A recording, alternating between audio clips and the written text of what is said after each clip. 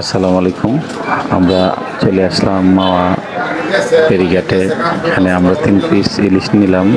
এখন আমরা যে ইলিশের প্রসেসিং চলতেছে, এখন প্রসেসিং শেষে আমরা এইগুলা মাছ ভেজে পরে আমরা সার্ভ করবো, আমরা খাবো আর আপনাদেরকে দেখাবো। আপনারা পাশে থাকবেন অবশ্যই, দেখতে থাকেন আর পাশে থাকেন। হ্যাঁ, ধন্যবাদ সবাই।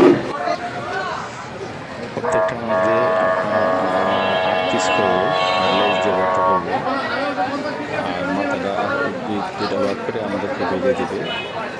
আর এগুলো আসলে আপনারা যদি আসেন মাওয়াতে অবশ্যই দামাদামি করে নেবেন। মাছ আমাদের কাছ থেকে 3টা চাইছিল 3600 টাকা, পরে আমরা দামাদামি মোলামুলি করে মাছগুলো নিচ্ছি 1800 টাকা, পরে অনেক দামাদামি ছিল এখানে। তারপরে আমরা কেজি হিসেবে নিচ্ছি 1000 টাকা কেজি।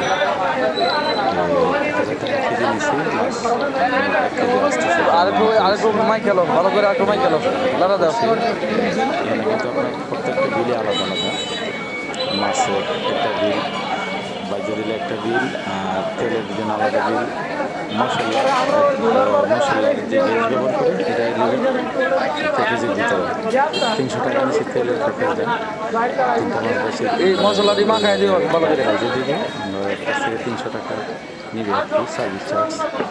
এবং যে আমরা এই যে মাছের সাথে ভাত, সালাদ, তারপরে ভর্তা, ডাল, এগুলো সব আলাদা আলাদা বিল পে করতে হবে আমাদেরকে বলে নিচ্ছে।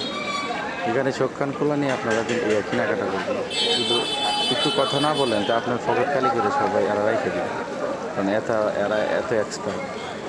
এখানে মাছগুলো আমরা চোখের সামনে রাখাইতে পরিষ্কার করে পরে করছে। 3 পিস মাছের 24 পিস হয়েছে। তারপরে লেজ দিয়ে আলাদা ভর্তা করবে, 3টা লেজ দিয়ে ভর্তা করবে, আর 3টা মাথাটা 6 পিস করবে মাছকাটা ফ্রাইডে। তো এইভাবে আমরা তার কাছ থেকে দামাদামি মোলামুলি করে নিছি। আর এই বিষয় হচ্ছে গিয়ে এখানে আমি যতটুকু বুঝলাম, যেটা আসলে জানি না এরা কী বলে, পদ্মার ইলিশ না, যে মাছের যে গ্রানটা যে নিলাম, পদ্মার ইলিশ মনে হয়েছে না। পদ্মার ইলিশ আপনার অনেক গ্রান হয় এবং আর একটু মোটা হয়, পাশে অনেক মোটা হয় এবং